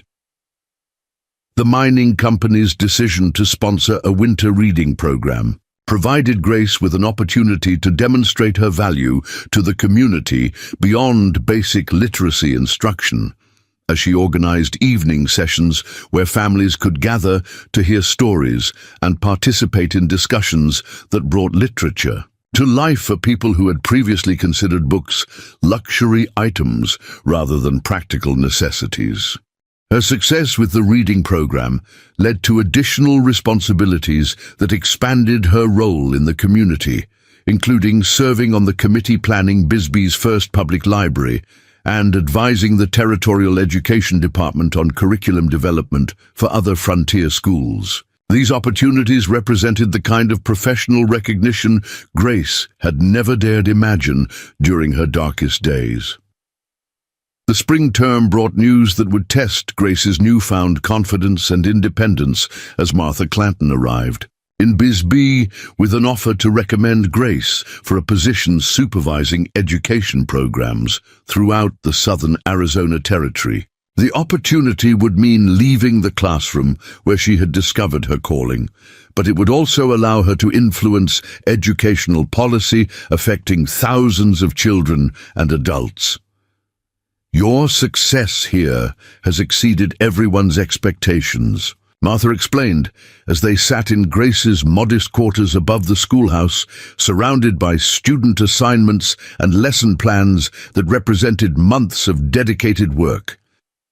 "And the territorial government needs experienced educators who understand both the challenges and possibilities of frontier education." The offer represented validation of Grace's capabilities that went far beyond her original goals. The decision facing Grace was complicated by her growing attachment to her students and her recognition that leaving Bisbee would mean abandoning the people who had become her first real community since her childhood years in Tombstone. The children especially had come to depend on her consistency and caring in ways that made departure feel like betrayal. Lucas's arrival in town coincided with Martha's visit, and Grace suspected that their timing was coordinated to provide her with support and guidance as she considered this new crossroads in her rapidly evolving life. His perspective would be crucial in helping her evaluate the broader implications of accepting or declining the territorial position. "The question isn't whether you're capable of handling greater responsibilities," Lucas said, as they discussed the opportunity during their evening walk through Bisbee's quiet residential streets. "The question is whether you're ready to take on the political challenges that come with influencing territorial policy rather than individual lives." His warning carried the wisdom of someone who understood how success could create new forms of vulnerability. The political aspects of the territorial position were significant and potentially dangerous, as Grace would become a visible symbol of women's advancement in professional roles that had traditionally been reserved for men. Her background as an abuse survivor who had successfully challenged her father's authority would make her a target for those who opposed changing social hierarchies. As Grace weighed the decision between staying in Bisbee with her established classroom and accepting the territorial position with its broader influence and greater risks, she realized that her choice would affect not just her own future, but the educational opportunities available to countless other young women throughout Arizona territory. The responsibility felt overwhelming, but also exhilarating. The students' reaction to news of the potential opportunity surprised Grace with its maturity and generosity, as even the youngest children expressed pride in their teacher's recognition, while acknowledging their sadness at the prospect of her departure. Their response demonstrated that her impact on the community extended far beyond simple literacy instruction. Pedro Gonzalez approached Grace privately with an offer that provided an unexpected solution to her dilemma about leaving her students without adequate instruction if she accepted the territorial position. "I have been thinking," he said in his careful English, "that perhaps I could continue the work here if you would help me prepare so the children do not lose what they have gained." The possibility of training Pedro as her replacement opened new possibilities for Grace's decision-making process, as it would allow her to accept the territorial position while ensuring continuity of education for her current students. His natural teaching abilities and deep connection to the community made him an ideal candidate for maintaining the programs she had established. The complexity of Grace's situation became even more apparent when she received an unexpected letter from her father, delivered through the territorial prison system and forwarded by Sheriff Bean, with a note expressing his own reservations about whether she should read correspondence from someone who had caused her such harm. The letter sat unopened on her small kitchen table for 3 days, while Grace struggled with whether confronting Silas's words would help or hinder her decision-making process. When she finally opened the letter, its contents were both surprising and disturbing in their apparent sincerity and desperate tone. Silas had written in careful, shaking handwriting about his regret for the pain he had caused, and his pride in hearing about her success as a teacher, though he stopped short of accepting full responsibility for the systematic abuse that had nearly destroyed her life. "My dear Grace," the letter began, "I have had much time to think about what I did to you and why, and I want you to know that seeing you succeed despite everything fills me with feelings I don't have proper words for. I know I don't deserve forgiveness, but I hope someday you might find it in your heart to understand that I was a broken man who broke the most precious thing in his world." The letter continued with details about his life in prison, his participation in a program designed to help inmates understand the impact of their crimes on victims and families, and his growing awareness of how his drinking and desperation had led him to justify actions that no father should ever take against his child. His words carried a tone of genuine remorse that Grace found both moving and infuriating. Lucas arrived for his regular visit just as Grace was struggling with her emotional response to her father's letter, and his immediate concern for her. Obvious distress provided the support she needed to process the complicated feelings the correspondence had triggered. His ability to understand her internal conflicts without judgment had become one of the most valuable aspects of their relationship. "He doesn't get to ask for your understanding now," Lucas said after reading the letter at Grace's request, his voice carrying controlled anger at Silas's attempt to seek absolution from the daughter he had systematically abused. "Not when you're finally building the life he tried to destroy, and not when his words might undermine the confidence you've worked so hard to develop." The wisdom in Lucas's response helped Grace recognize that her father's letter was fundamentally about his own need for emotional relief rather than genuine concern for her well-being, and that responding to it might reopen wounds that had finally begun to heal properly. The realization allowed her to set the correspondence aside and focus on the more immediate decision about her professional future. Martha's territorial position offer gained additional complexity when Grace learned that accepting it would require her to work closely with government officials who had opposed her father's prosecution and viewed her case as an example of federal overreach in local family matters. The political dimensions of the job were more extensive than initially apparent. The opposition Grace would face in the territorial position included not just bureaucratic resistance, but active hostility from powerful interests who viewed educated women and Native American influence as threats to established social hierarchies. Her success or failure would be scrutinized by those looking for evidence that women were unsuited for positions of authority and responsibility.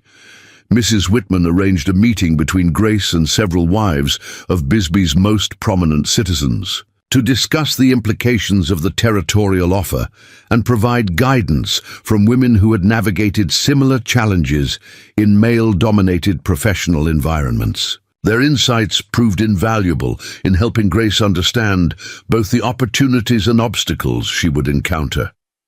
"The men who run this territory will test you constantly," warned Mrs. Catherine Morrison, whose husband owned the largest mercantile operation in southeastern Arizona, "not because they necessarily want you to fail, but because they need to be convinced that a woman can handle responsibilities they consider naturally masculine. Every mistake will be magnified, and every success will be attributed to luck or male assistance."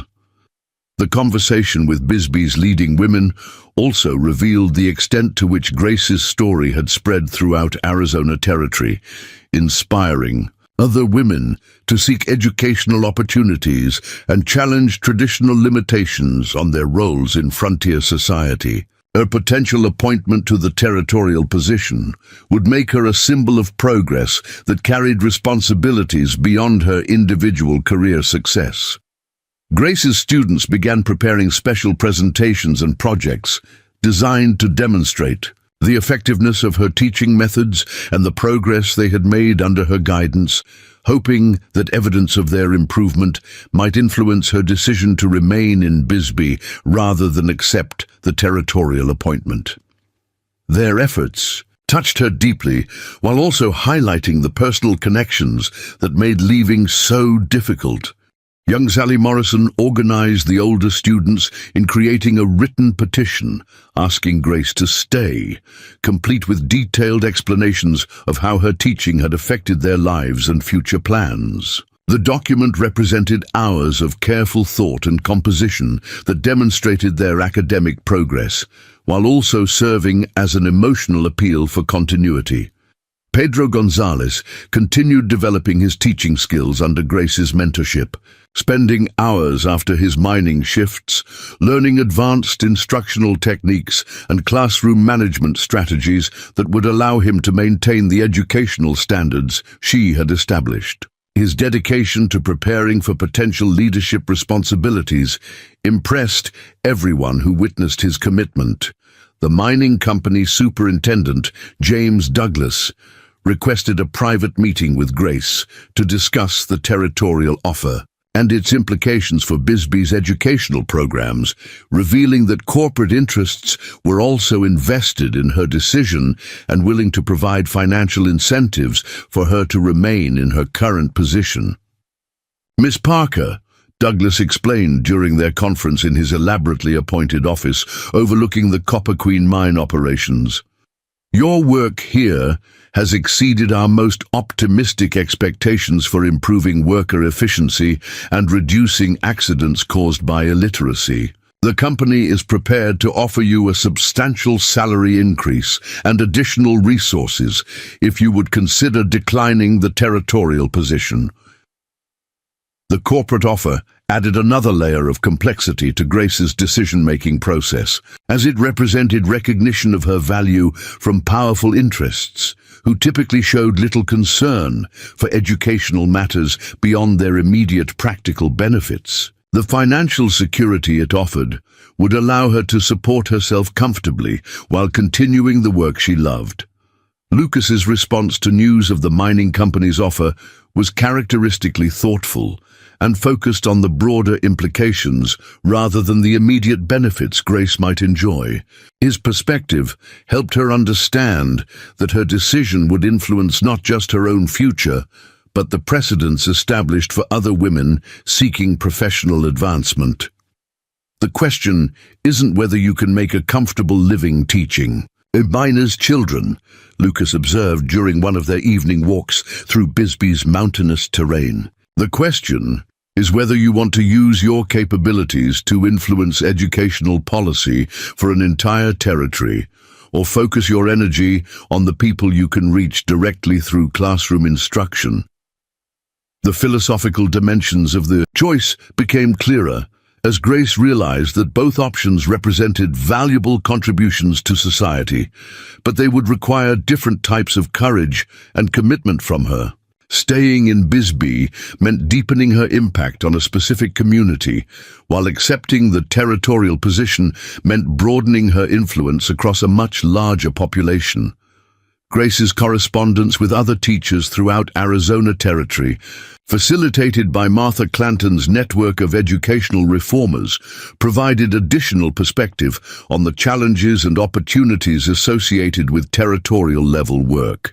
Their experiences highlighted both the potential for significant impact and the personal costs of operating in highly political environments. The approaching deadline for her decision created increasing pressure from all the interested parties, who had invested emotionally or financially in the outcome of her choice. Grace found herself needing to establish boundaries that would allow her to make the decision based on her own values and goals, rather than others' expectations. As May turned toward June and the school year approached its conclusion, Grace organized a special ceremony to celebrate her students' achievements and publicly acknowledge the support she had received from the Bisbee community during her first year as a teacher. The event would also serve as the venue for announcing her decision about the territorial position. The celebration filled the schoolhouse and spilled onto the surrounding hillside as miners, families, business owners, and territorial officials gathered to witness the culmination of Grace's first year in Bisbee and learn about her plans for the future. The diversity of the crowd reflected the broad impact her work had achieved. Standing before the assembled community, with Lucas at her side and her students arranged proudly around the classroom they had transformed together, Grace felt the weight of responsibility for making a decision that would honor both her personal growth and her commitment to the educational mission that had given her life new meaning and purpose.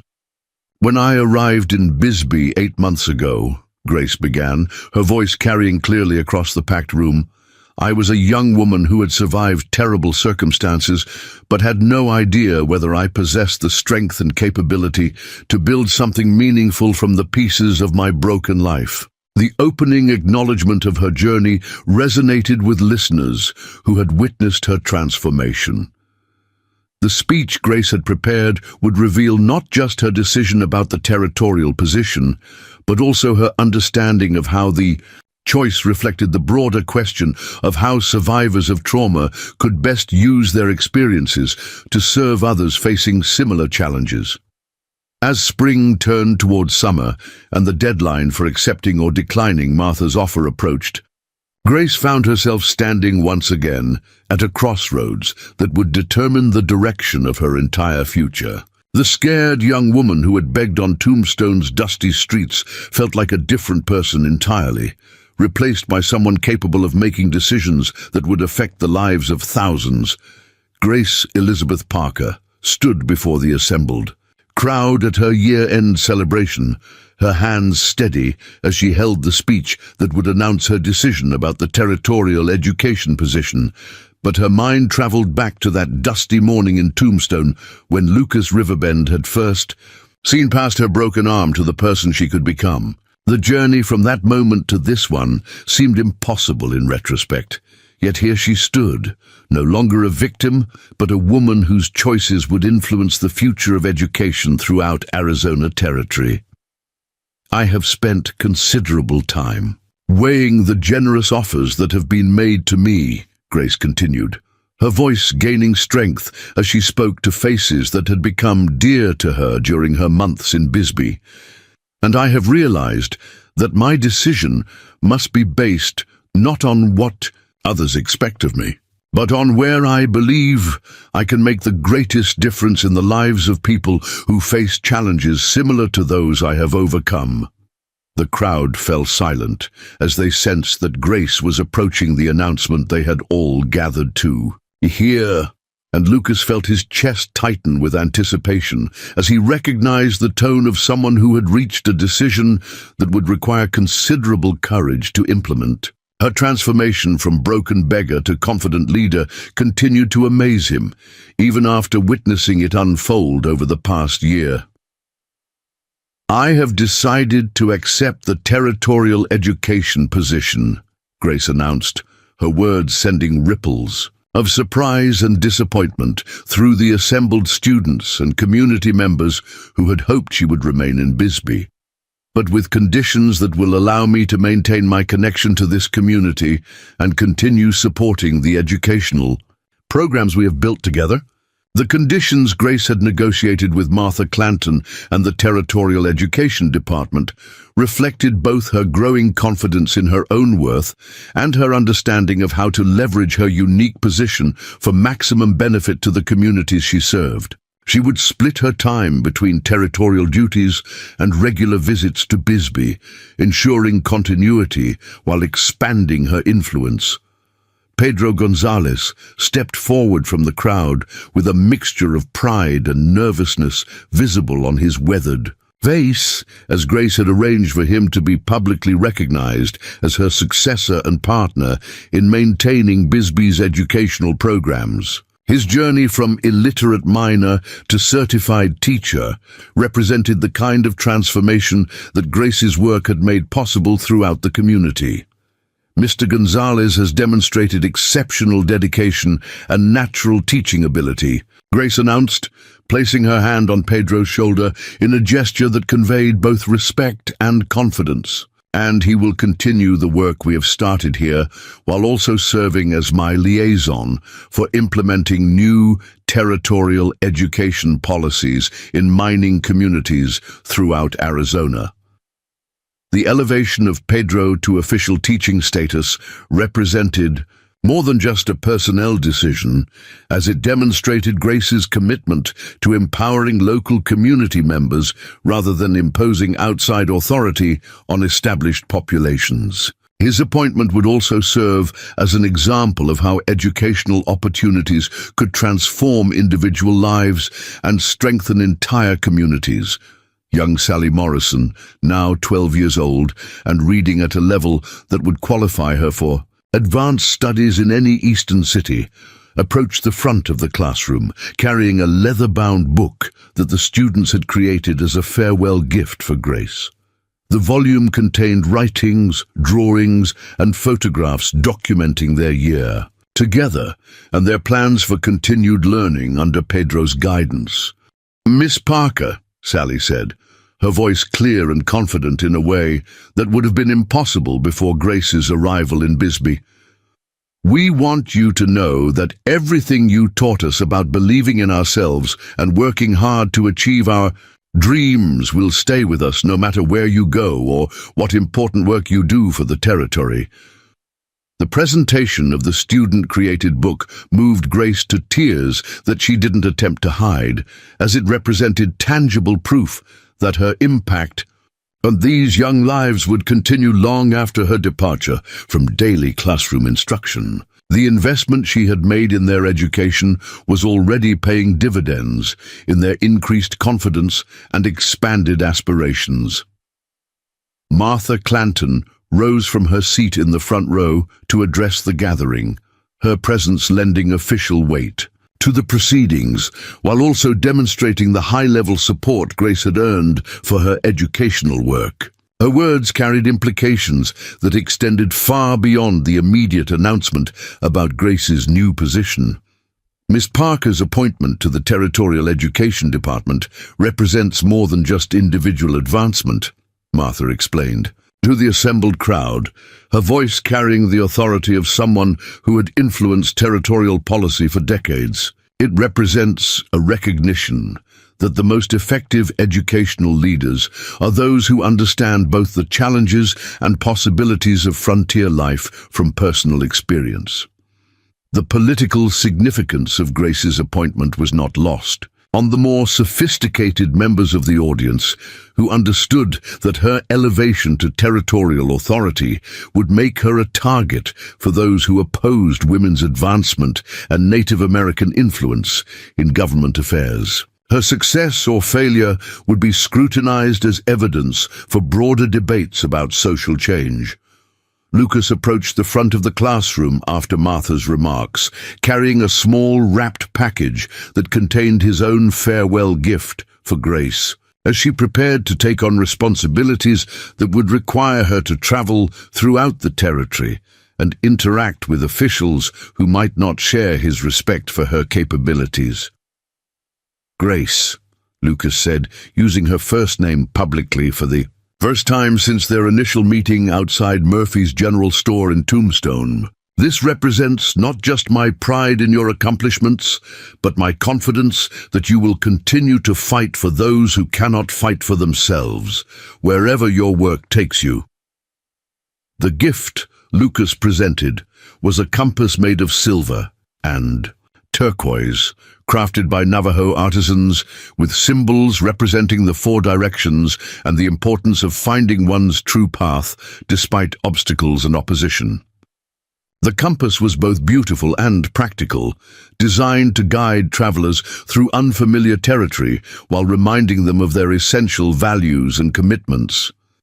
Grace accepted the compass with hands that trembled slightly as she recognized the depth of meaning behind Lucas's gift and his public acknowledgement of their partnership in the work of protecting vulnerable people and expanding educational opportunities. The compass would travel with her throughout Arizona Territory as a reminder of the principles that had guided her journey from victim to advocate. The ceremony concluded with a communal meal featuring dishes contributed by families from throughout Bisbee's diverse population, creating a celebration that reflected the multicultural harmony Grace had fostered in her classroom and the broader community connections her work had strengthened. The gathering demonstrated how education could serve as a bridge between different cultural groups. As evening approached and the crowd began to disperse, Grace found herself alone with Lucas on the hillside, overlooking the Copper Queen mine, where the lights of the night shift created a constellation of human activity against the backdrop of the Mule Mountains. The moment felt like a natural conclusion to the chapter of her life that was ending, and a beginning for whatever lay ahead. "You realize," Lucas said quietly, his voice carrying both pride and concern, "that accepting this territorial position means you'll face opposition from people who see your success as a threat to their own power and privilege. They'll try to discredit you, undermine your authority, and make you doubt your own capabilities." Grace's response reflected the hard-won confidence she had developed through surviving abuse, rebuilding her life, and proving her worth through meaningful work that had transformed not just her own circumstances, but those of everyone she had taught and inspired along the way. "Let them try," Grace replied, her voice carrying the steel that had been forged through months of facing down hostile cross-examination, community skepticism, and her own self-doubt.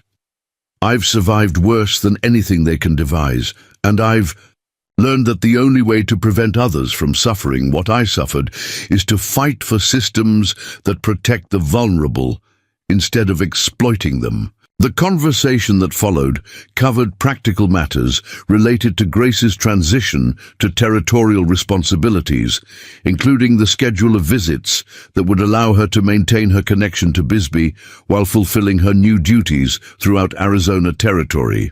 Lucas would continue to provide support and guidance as she navigated the political complexities of her expanded role. 3 months later, Grace's first major initiative as Territorial Education Coordinator involved establishing emergency educational services for children in mining camps where no formal schooling had previously been available. Her programs focused specifically on communities where child labor was common, and educational opportunities were seen as luxuries rather than necessities. The resistance Grace encountered from mining company officials who viewed education as a threat to their labor supply was intense and sometimes personally vicious, with attacks on her character and background designed to undermine her authority and discredit her programs. However, her experience with courtroom testimony had prepared her for such challenges, and she met each confrontation with the calm determination that had become her trademark. The most serious opposition came from William Ashford, a powerful mining magnate who controlled operations throughout southeastern Arizona and had built his fortune on the backs of workers who remained ignorant enough to accept dangerous conditions and minimal wages. His campaign to have Grace removed from her territorial position included spreading rumors about her relationship with Lucas and questioning her moral fitness for a position of authority. Miss Parker's appointment represents the worst kind of political favoritism, Ashford declared during a territorial legislative hearing designed to review her performance, placing an emotionally unstable woman with a history of family troubles in a position where she can disrupt the natural order that has made Arizona Territory prosperous and peaceful. His words carried the coded language of those who opposed any challenge to established power structures. Grace's response to Ashford's attack demonstrated how completely she had mastered the political skills necessary for survival in territorial government. As she calmly presented documented evidence of her program's success, while systematically dismantling his arguments without appearing defensive or emotional, Mr. Ashford's concerns about disrupting natural order are interesting, Grace replied. During her testimony before the Territorial Committee, particularly since the natural order he defends includes 10-year-old children working 12-hour shifts in dangerous mines instead of learning to read and write, which might eventually qualify them for safer, better-paying employment. Her counterattack highlighted the moral bankruptcy of opposing education.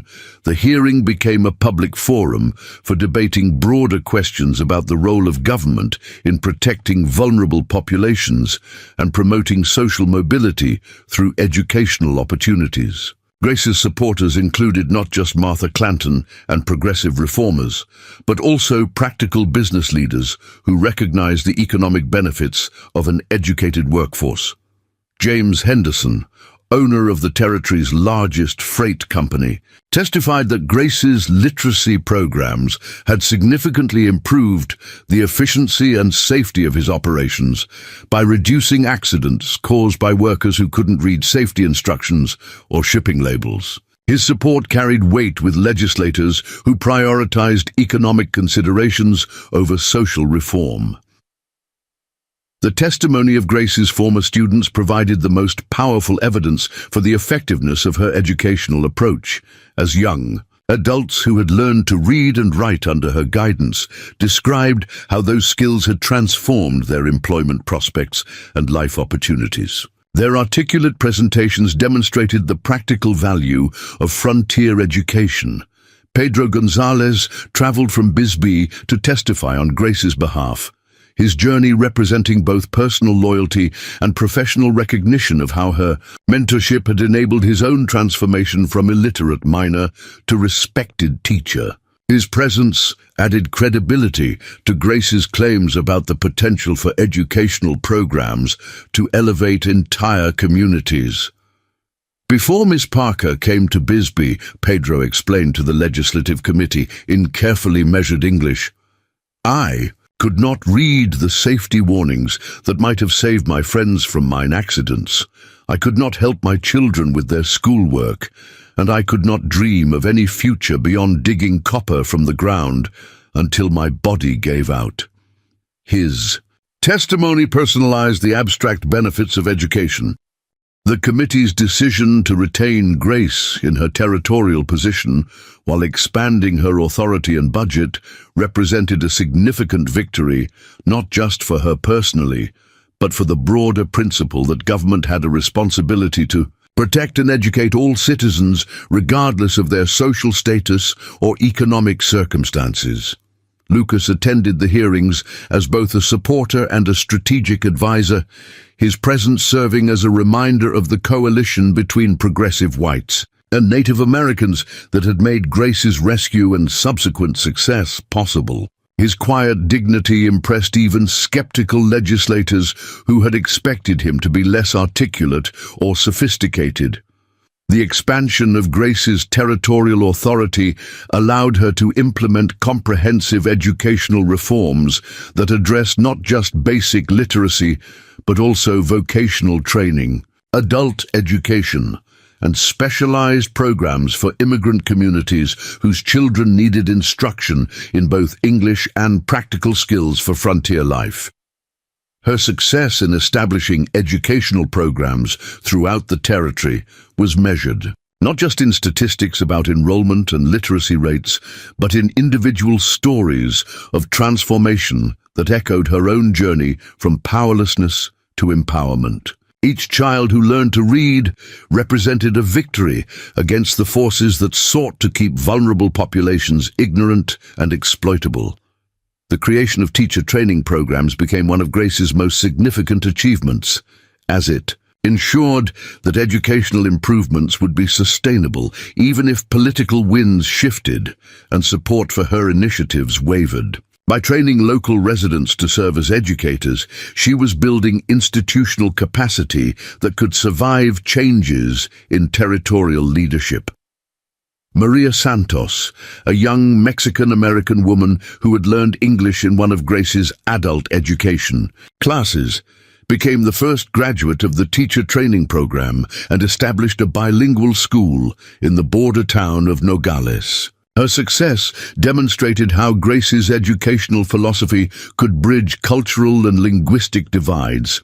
The annual teacher conferences Grace organized brought together educators from across Arizona territory to share methods, discuss challenges, and coordinate efforts to expand educational opportunities into the most remote and underserved communities. These gatherings created a professional network that strengthened the entire territorial education system. Dr. Emma Richardson, who had arrived from Boston to serve as territorial health officer, became one of Grace's closest allies in advocating for comprehensive services that addressed both educational and medical needs of frontier communities. Their collaboration demonstrated how different reform movements could support each other. Education and health are inseparable in frontier communities, Dr. Richardson explained during one of their planning sessions, because children who are malnourished or suffering from untreated injuries cannot learn effectively, while illiterate adults cannot understand basic health information that might prevent disease and accidents. Their integrated approach proved remarkably effective. The establishment of lending libraries in mining camps and rural settlements represented another innovation that extended Grace's educational impact beyond formal classroom instruction, providing ongoing learning opportunities for adults who had completed basic literacy programs but wanted to continue developing their knowledge and skills. Thomas McKenna, the elderly prospector who had been one of Grace's first adult students in Bisbee, became a traveling librarian who carried carefully selected books to remote mining camps and helped establish reading groups where isolated workers could gather to discuss literature and current events. His enthusiasm for learning inspired many others to pursue education. Grace's personal relationship with Lucas deepened during this period as they worked together on educational initiatives that required coordination between territorial authorities and Native American communities. Their partnership evolved beyond professional collaboration into something more intimate, though both remained focused primarily on their shared mission. The question of marriage arose naturally as Grace's position became more secure and their emotional connection strengthened, but both understood that such a union would generate controversy that could undermine their work and provide ammunition for political opponents who already questioned their relationship. "The work we're doing together is more important than social conventions," Grace observed during one of their private conversations about their future, "and I won't risk the educational programs that serve thousands of children just to satisfy traditional expectations about how unmarried men and women should interact." Her priorities reflected the hard-won wisdom of someone who had learned to value substance over appearance. Lucas's response demonstrated his understanding of the sacrifices required for meaningful social change and his willingness to subordinate personal desires to their shared commitment to protecting vulnerable populations through educational advocacy and reform. The 5th anniversary of Grace's appointment to territorial authority was marked by a ceremony in Phoenix that brought together students, teachers, community leaders, and government officials to celebrate the transformation of education throughout Arizona Territory. The gathering provided an opportunity to assess accomplishments and plan for future challenges. Governor Lewis Hughes delivered remarks praising Grace's achievements while announcing additional funding for educational initiatives and the establishment of a territorial college that would provide advanced training for teachers and other professionals. His support represented mainstream political acceptance of educational reform as essential territorial development.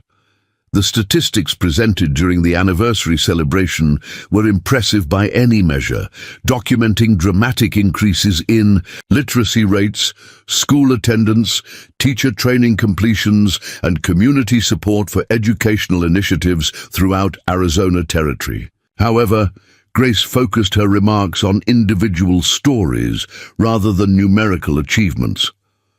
"Numbers tell part of our story," Grace explained to the assembled audience, "but the real measure of our success lies in the letters I receive from students who have used their education to build better lives, establish businesses, serve their communities, and most importantly, ensure that their own children will have opportunities that were denied to previous generations." Sally Morrison, now 18 and completing her teacher training at the Territorial College, served as the student representative at the ceremony and announced her plans to establish a school for Native American children whose educational needs had been largely ignored by existing programs. Her commitment represented the continuation of Grace's legacy into the next generation. The ceremony also featured the presentation of a scholarship program established in Grace's honor, providing financial assistance for promising students from low-income families who wanted to pursue advanced education but lacked the resources to attend college or specialized training programs. On a warm spring afternoon 2 years after leaving Bisbee, Grace returned to visit her former students and found Pedro Gonzalez leading a classroom of 43 students, ranging in age from 5 to 65. The program had expanded beyond her most ambitious dreams, with students who had learned under her instruction now serving as teachers in other communities. The reunion with her original Bisbee students provided Grace with the deepest satisfaction she had ever experienced as she witnessed how the educational foundation she had provided had enabled them to pursue dreams that would have been impossible without literacy and numeracy skills. Their success validated every sacrifice she had made. Young Sally Morrison, now 14 and serving as Pedro's assistant while preparing for advanced studies at the Territorial College, approached Grace with news that represented the ultimate validation of the educational philosophy that had guided her work from its beginning in Bisbee. "Miss Parker," Sally announced, with the confidence of someone who had internalized the lessons about self-worth and determination that Grace had taught through both instruction and example. "I've been accepted to the teacher training program at the University of Arizona, and when I graduate, I want to start schools in communities where children don't have any educational opportunities at all." The moment when Grace realized that her student had chosen to dedicate her life to continuing and expanding the work of educational advocacy represented the deepest satisfaction she had ever experienced, surpassing even the triumph of her father's conviction or her own appointment to territorial authority. Standing in the same schoolhouse where she had discovered her calling as an educator and advocate, surrounded by students whose lives had been transformed by the opportunities she had created, Grace understood that her journey from broken victim to powerful leader had become something larger than personal redemption. The compass Lucas had given her still guided her travels throughout Arizona territory, but she no longer needed its reassurance to know her direction. The path forward was clear, marked by the faces of students who had learned not just reading and arithmetic, but the fundamental truth that every person deserved respect, protection, and the chance to determine their own destiny. Years later, when historians wrote about the transformation of education in Arizona Territory during the 1880s, they would trace its origins to a dusty street corner in Tombstone, where a Navajo man named Lucas Riverbend had looked past a young woman's broken arm to see the teacher, advocate and leader she could become with the right support and opportunities. Grace Elizabeth Parker's name would appear on official documents establishing dozens of schools, but her true legacy lived in the thousands of students who learned from her example that survival was only the beginning, and that the strongest response to cruelty was the determination to ensure that others would never have to endure what she had overcome. Up next, you've got 2 more standout stories right on your screen. If this one hit the mark, you won't want to pass these up. Just click and check them out, and don't forget to subscribe and turn on the notification bell so you don't miss any upload from us.